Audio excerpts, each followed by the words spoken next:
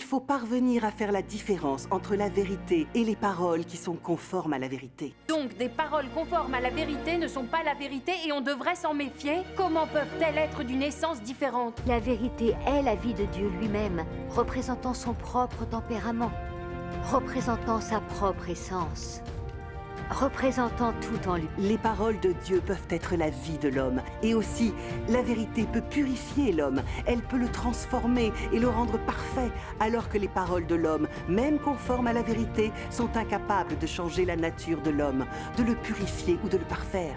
C'est une réalité que personne ne peut mettre en doute.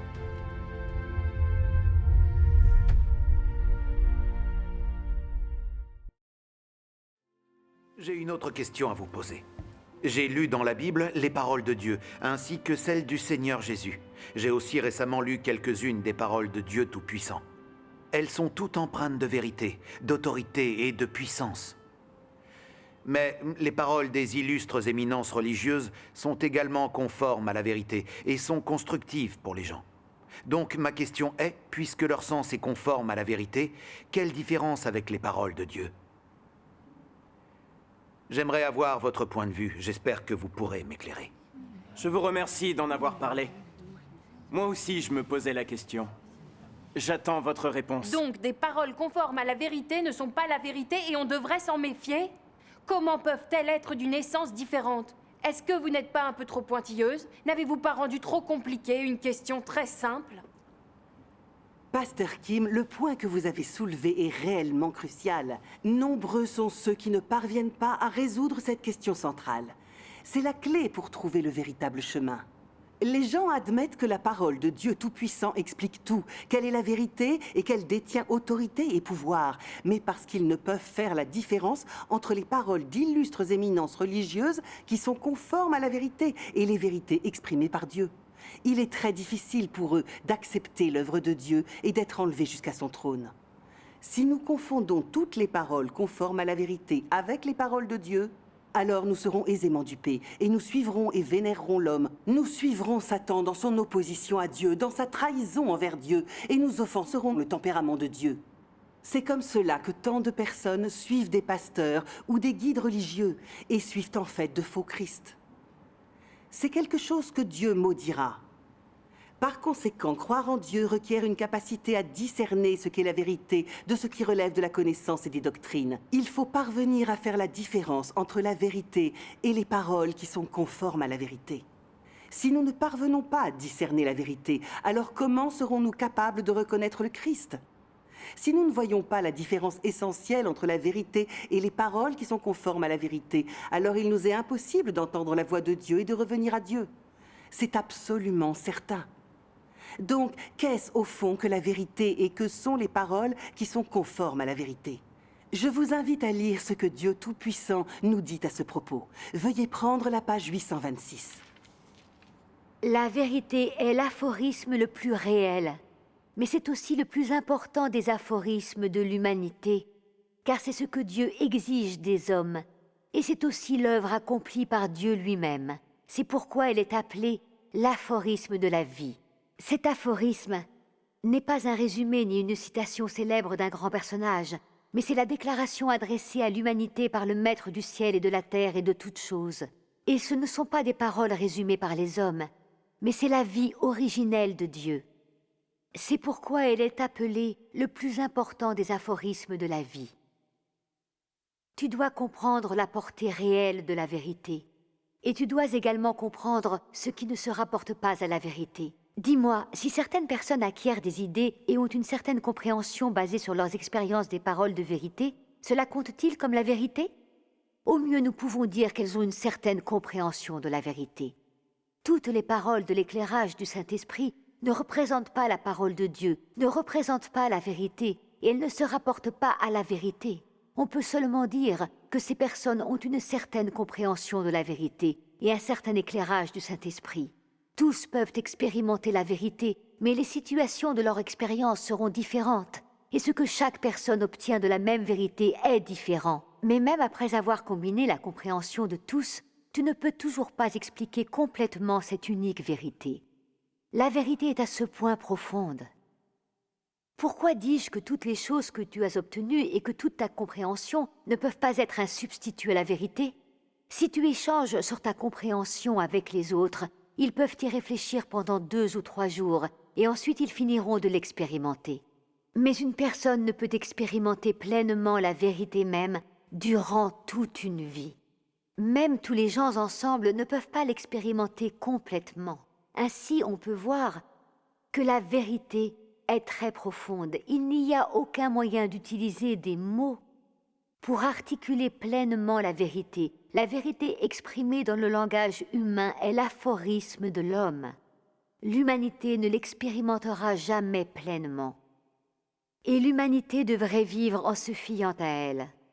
Une partie de la vérité peut permettre à toute l'humanité de survivre pendant des milliers d'années.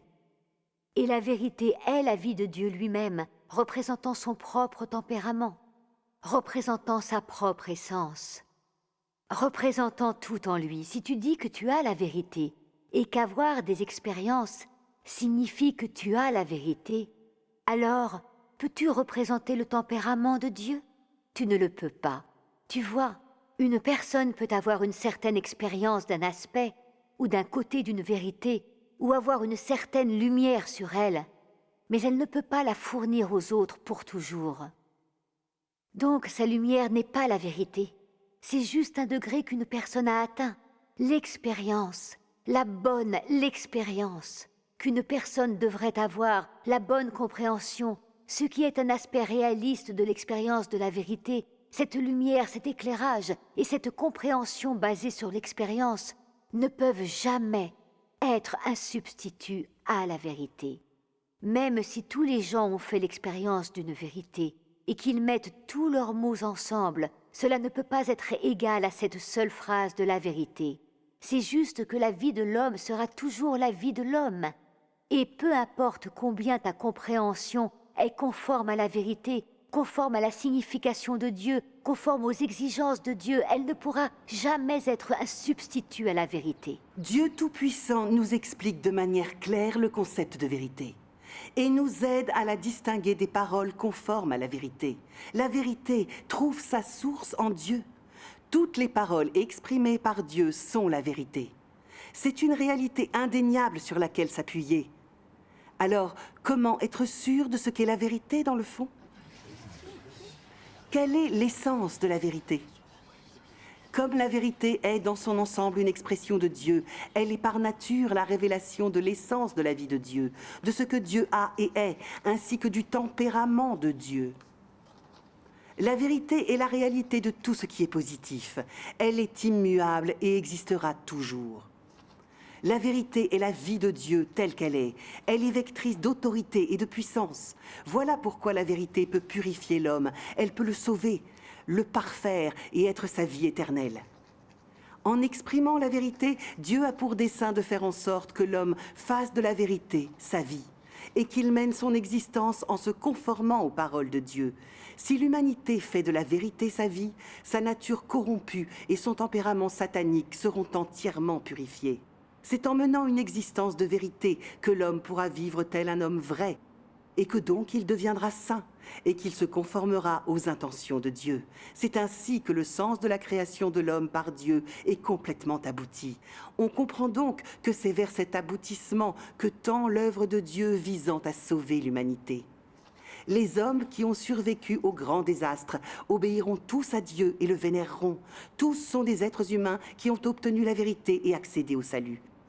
Ces hommes seront conduits par Dieu dans son royaume. Ils jouiront de la promesse de Dieu et accéderont à cette merveilleuse destination.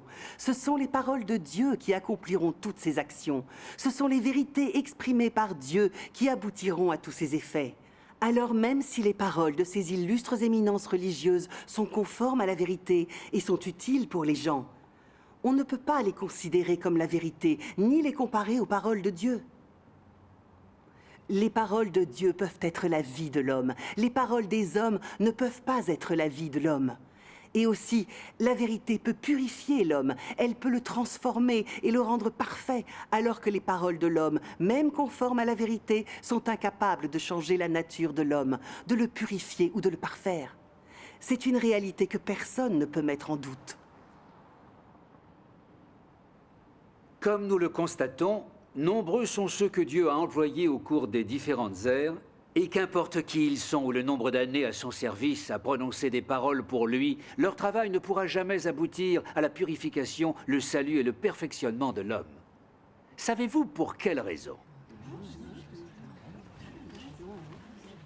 Parce que les paroles prononcées par l'homme, même conformes à la vérité, sont toutes définies par leur expérience et leur connaissance limitée de la parole de Dieu et de la vérité. Les hommes expriment leur propre point de vue et opinion, et cela reflète leur stature personnelle, leur connaissance de Dieu et de la vérité.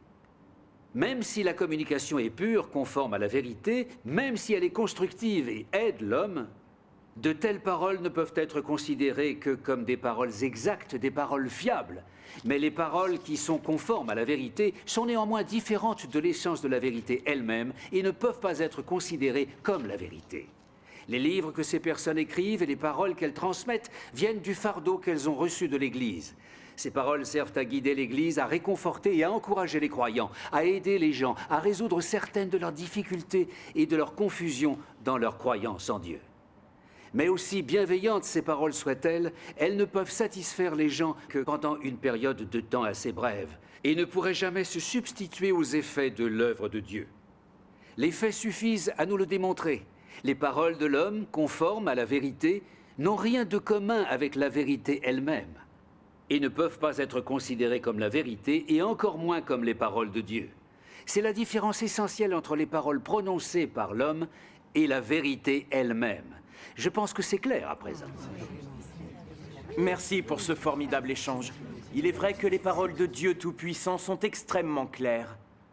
Je crois au Seigneur depuis fort longtemps, et je n'avais jamais entendu personne faire la distinction entre les paroles de Dieu et les paroles des grandes éminences religieuses avec autant de clarté.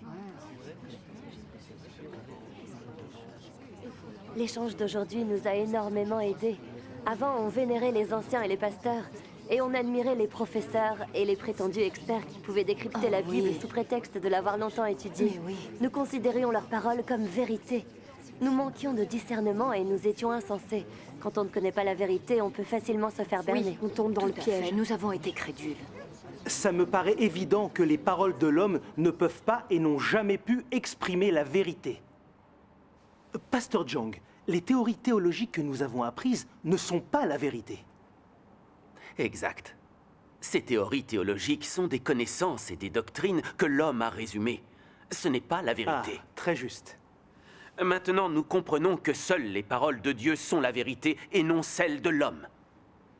Ah, j'ai beaucoup aimé les propos que nous avons échangés aujourd'hui. Cette réunion a corrigé de nombreuses erreurs dans notre foi. Est-ce qu'il en est de même pour vous, Pasteur Kim? La réponse que je vous ai apportée vous satisfait-elle? Oui, elle a répondu à ma question. Et maintenant, je comprends. Seule la parole de Dieu est la vérité. Les paroles des éminences religieuses sont conformes à la vérité, mais elles sont trop éloignées de l'essence de la vérité et ne doivent pas être prises pour la vérité. La vérité est la vérité. Les doctrines sont les doctrines. Elles ne sont pas équivalentes. Les paroles de Dieu Tout-Puissant nous aident à résoudre nos problèmes pratiques. Les vérités exprimées par Dieu Tout-Puissant sont ce qui nous manque actuellement pour aider l'humanité à faire les bons choix. Rendons grâce à Dieu Tout-Puissant de nous avoir ouvert les yeux. Amen.